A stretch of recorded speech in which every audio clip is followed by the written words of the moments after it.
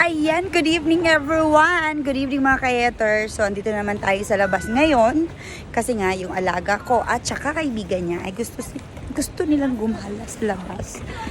So, andito tayo ngayon sa, ito yung tinatawag na Golden Street. Ayan, parang may pa-plaza dyan. So, dyan yung mga bata na naglalaro. Ayan, so, diba? Ayan, may mga benta. Wala mo ng mga benta nila. Diba? Maraming tao din. Tapos, hindi na siya mainit. Mahangin na kasi pa-autumn na kasi. Yan diba? Ang dami mga bata. Ganyan lang. May nagbabike. So, kaya ang daming taong pumupunta dito. So, yan. Ito yung Golden Street.